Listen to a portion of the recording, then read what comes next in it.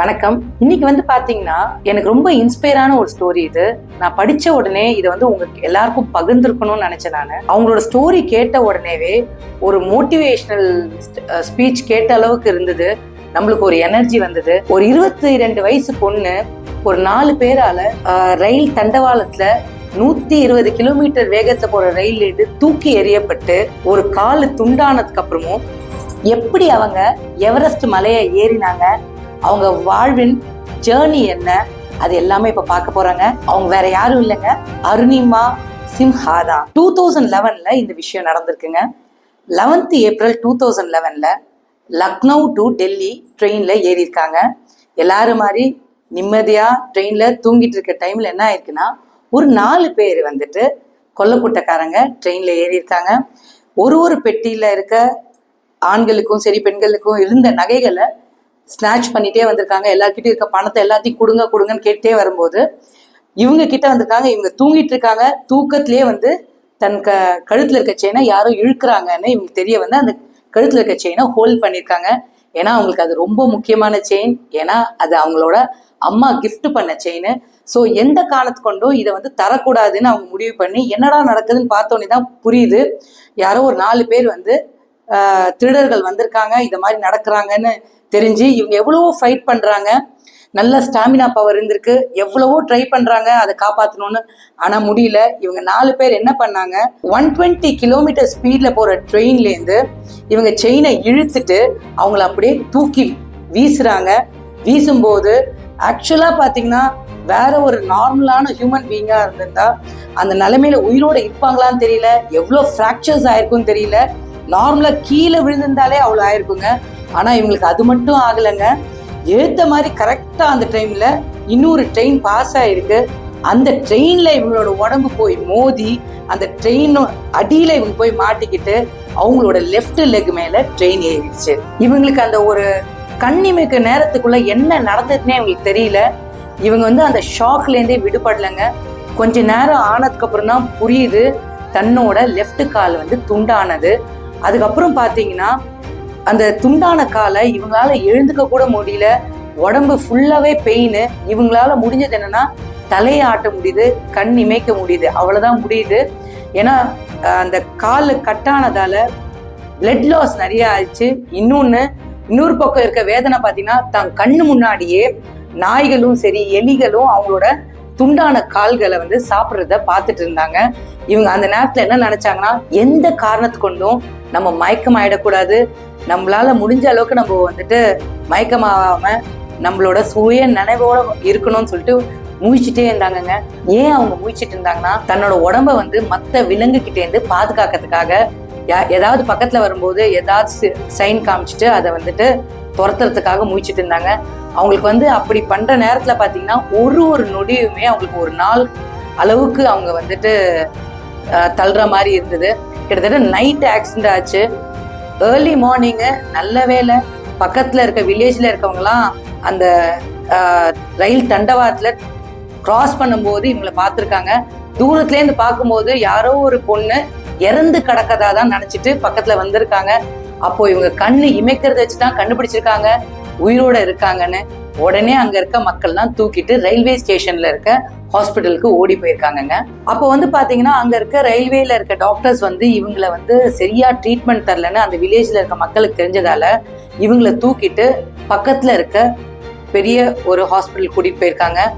என்ன ஆயிருக்குன்னா அங்க இவங்களுக்கு டாக்டர்ஸ் பார்த்துட்டு உடனேவே ரத்த ஓட்டத்தை நிக்கிறதுக்காக, ஏன்னா அவங்களுக்கு அந்த கட் பண்ண காலில இருந்து ரத்தம் வந்துட்டே இருக்கு, அங்க ஒரு சர்ஜரி பண்ணணும்னு சொல்லியிருக்காங்க. அதுக்கு பாருங்க இவங்களுக்கு எவ்வளவு ஒரு துயரம் நடந்திருக்குன்னா, அனஸ்தீஷியான்னு ஒண்ணு இருக்குங்க. அதை என்ன சொல்லுவாங்கன்னா மயக்க மருந்து. அந்த மயக்க ஊசி போட்டாதான் அந்த இடத்துல மரத்த உடனே இவங்களால ஆப்ரேட் பண்ண முடியும்.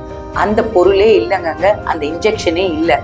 சரி வேற ஊருக்கு போய் பார்க்கலான்னு பார்த்தா மற்ற ஹாஸ்பிட்டல் இந்த இடத்துல இருந்து மற்ற ஹாஸ்பிட்டலுக்கு 16 கிலோமீட்டர்ஸ் டிராவல் பண்ணும்.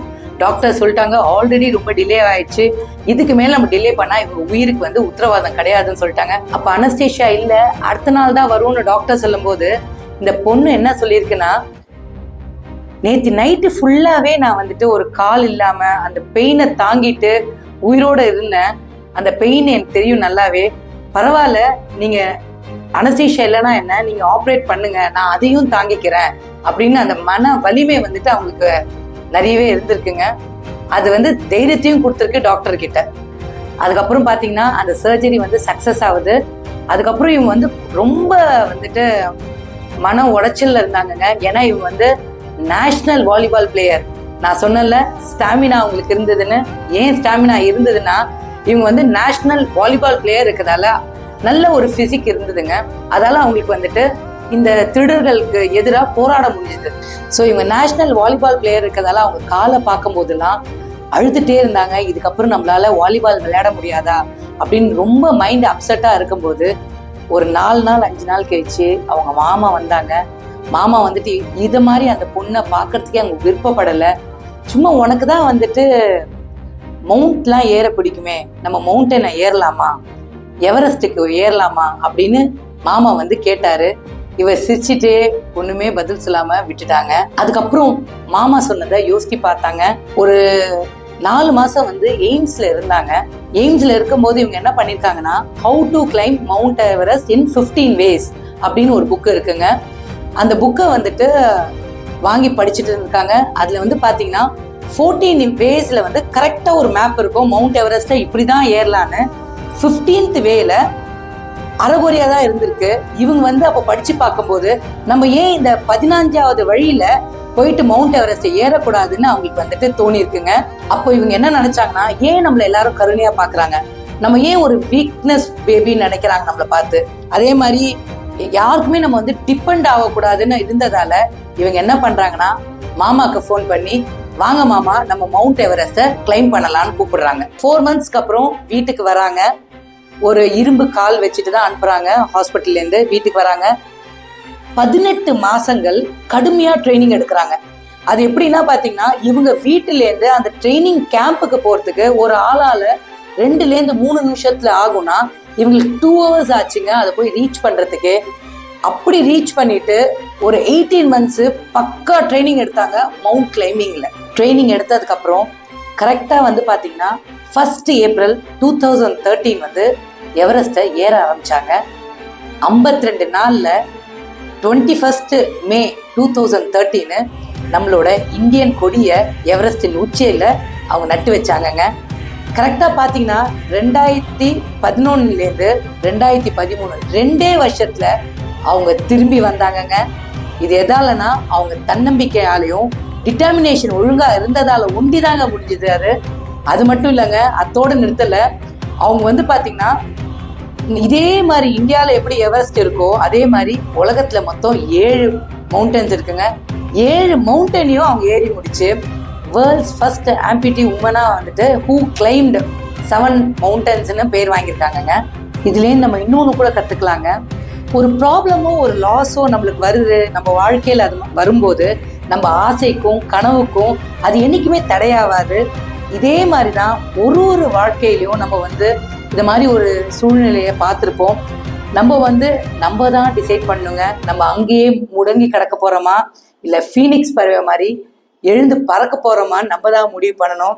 இந்த இடத்துல அருணிமா சின்ஹா அவங்க என்ன பண்ணாங்கன்னா, அந்த இடத்துலயே நிற்காம அவங்க வந்து ஃபீனிக்ஸ் பறவை மாதிரி எழுந்து வந்து தன்னோட இலக்கை வந்து அடைஞ்சாங்கங்க. ஆக்சுவலாக சொல்லணும்னா, நான் உங்ககிட்ட சொன்னேன், லக்னோவிலேருந்து டெல்லி அன்னைக்கு ட்ரெயினில் போனாங்க. அவங்க எதுக்கு போனாங்கன்னா, அவங்களுக்கு வந்து கவர்மெண்ட்ல வேலை கிடச்சிருந்ததுங்க. அந்த வேலை என்னன்னா, பேராமிலிட்ரி ஃபோர்ஸில் அவங்களுக்கு வேலை கிடச்சிருந்தது. ஒரு சின்ன டேட் ஆஃப் பர்த்தில் அவங்களுக்கு ஒரு ப்ராப்ளம் இருந்தது சர்டிஃபிகேட்டில். அதை மாற்றத்துக்கு தான் அவங்க வந்து லக்னோவிலேருந்து டெல்லி போனாங்க. ஆக்சுவலி இந்த மாதிரி ஒரு இன்சிடென்ட் அன்னைக்கு நைட்டு நடக்கலைன்னா அவங்க பேராமிலிட்ரி ஃபோர்ஸில் ஏதோ ஒரு பெரிய அதிகாரியாக இருந்திருப்பாங்க. பட் இந்த அளவுக்கு சாதிச்சிருப்பாங்களான்னு தெரியல. அவங்களோட தன்னம்பிக்கையால் ஒண்டிதாங்க நடந்தது. இதை பார்த்து நம்ம நிறைய விஷயங்கள் கற்றுக்கலாம். இன்னொரு வீடியோவில் சந்திக்கிறேன். நன்றி, வணக்கம்.